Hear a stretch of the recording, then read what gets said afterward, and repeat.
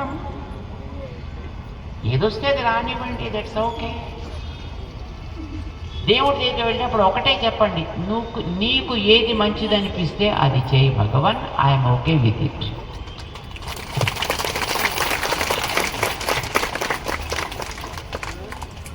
మీరు పిల్లల్ని కన్నారండి? ఎంతమంది కన్నారు? ఆల్మోస్ట్ అందరూ కన్నారు, ఎవరో కొంతమంది తప్ప. వాడు కూడా కంటారు రేపు ఇప్పుడు, పర్వాలేదు. మీకు పిల్లాడు పుట్టే ముందర ఏమైనా అగ్రిమెంట్ రాయించుకున్నాడండి మీ చేత? నన్ను ఇట్లా పెంచుము, నాకు రోజు పొద్దున్నే స్నానము చేయించుము, నాకు రోజు పాలు ఇమ్ము, అన్నం పెట్టుము, బట్టలు ఇమ్ము, ఊయల్లో పడుకోపెట్టుము, ఏమైనా అగ్రిమెంట్ ఏమైనా ఉందండి? మరి మీరేం చేస్తుండ్రు? అన్నీ చేస్తుండ్రా లేదా? ఆయన అడిగాడు ఏం చేస్తుండ్రా? మీరు అన్నం పెడుతుంటే చిన్నప్పుడు 6వ నెల వచ్చాక అన్నప్రాసన చేస్తారు కదా, అన్నం పెడుతుంటే వాళ్ళు ఏం చేస్తారు? మీరు పెట్టగానే ఆమ్ ఆమ్ అని తినేస్తారా? ఏం చేస్తారు? ఎక్కడ ఉమ్మేస్తారు? మీ మొహం మీదే ఉమ్మేస్తారు. వేధవై, నా మొహం మీద ఉమ్మేస్తున్నావా అని తక్కువ వాడిని తీసి కిందకి వేసి కొడతారా?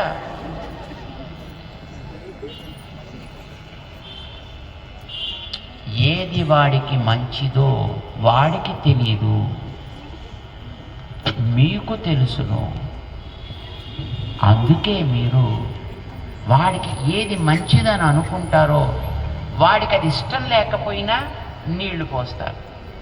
మా చిన్నప్పుడైతే ఆవదం పోసేవారు. మీ చిన్నప్పుడు కూడా పోసి ఉంటారు, ఇప్పుడు మీరు మానేశారు కాదు. తెలుసునా ఆవదం అంటే? ఆవదం అంటే అమ్మ ఏదో ఇప్పుడు నాకు అవన్నీ తెలియదు. నాకు ఇప్పుడు మీ చిన్నప్పుడు ఆవదం పోసిండ్రా లేదా? నోట్లో చెంచా పెట్టి మీరు బాగా పెరిగారా లేదా?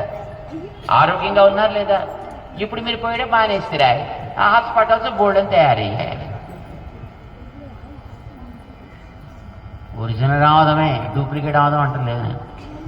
ఇప్పుడు మీరు డూప్లికేట్ ఆవదాలు పోస్తున్నారు, అందుకే రోగాలు ఎక్కువ వస్తున్నాయి.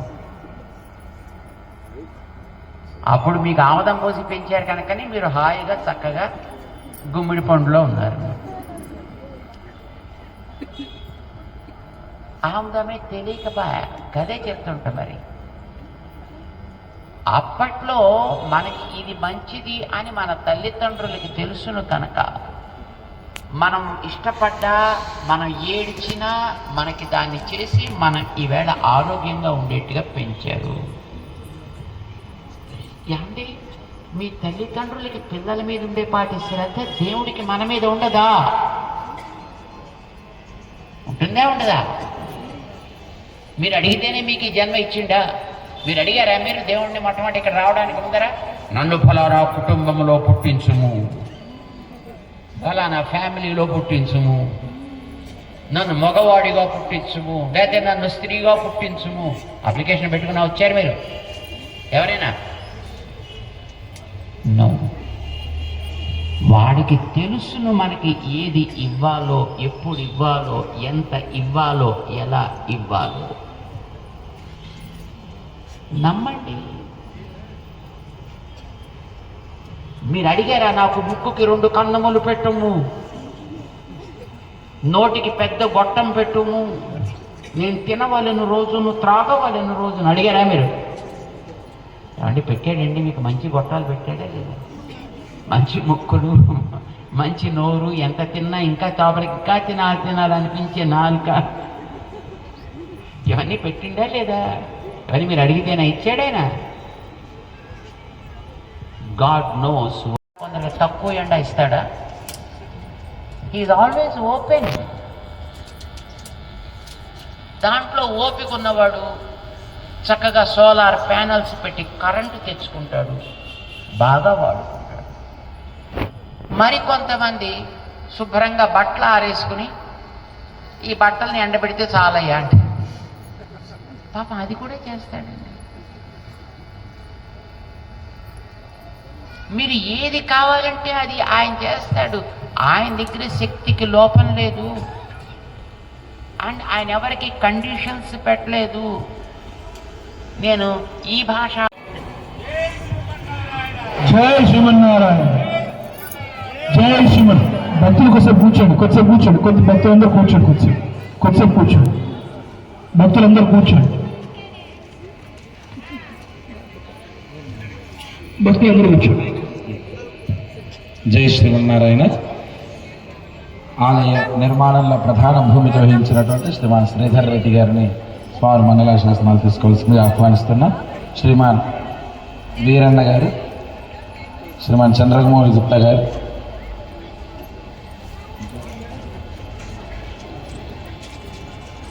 విజయ్ కుమార్ గారు,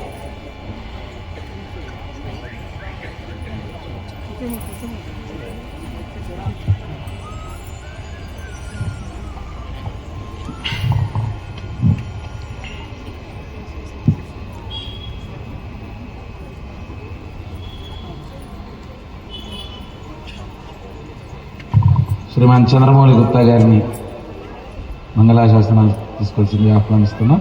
వస్త్రం పెట్టండి. శ్రీమాన్ శ్రీనివాసాచార్యులు గారు,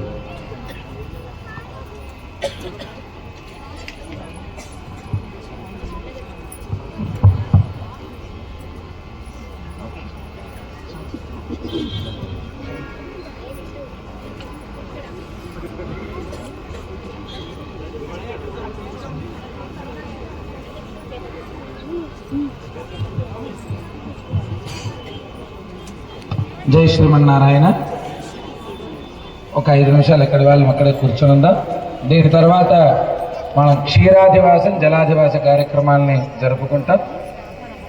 అందరం ప్రేమతో తీసుకుని వచ్చినటువంటి నీటిని పాలను అక్కడ స్వామి వద్ద సమర్పణ అందరం.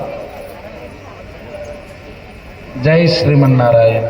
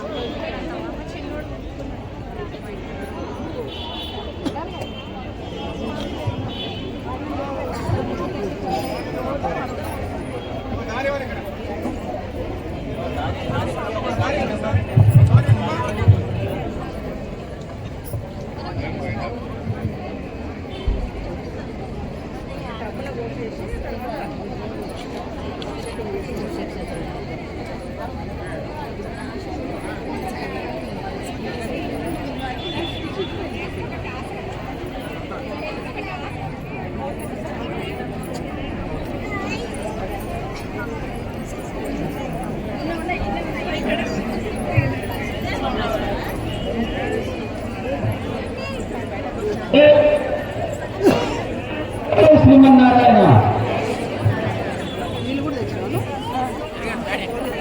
జై శ్రీమన్నారాయణ. శ్రీ భాస్కర శ్రీ రామానుజాచార్య మహారాజ్ కి మహారాజ్ కి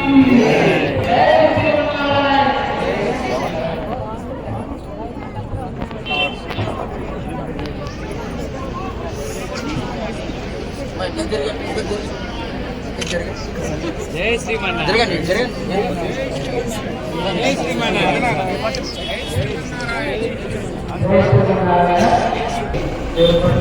భక్తులంతా మీరు తీసుకొచ్చినటువంటి నీళ్లు పాలన తీసుకుని అక్కడ అధివాసం దగ్గరికి వెళ్ళినట్లయితే అక్కడ మీ అందరికీ సంకల్పం చెప్పి పాలు కూడా సమర్పింపజేస్తారు. లోపలికి క్రమంగా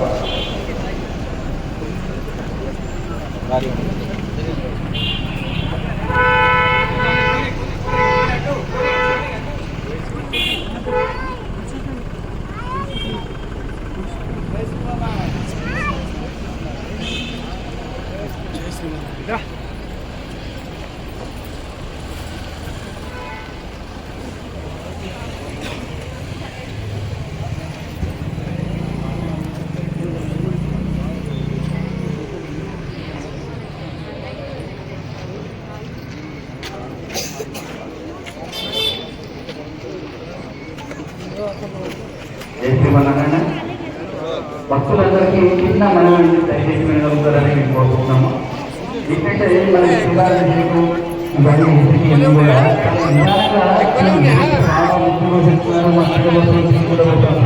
ఎంత ప్రశాంతంగా కూడా అంత ప్రశాంతంగా ఎందుకంటే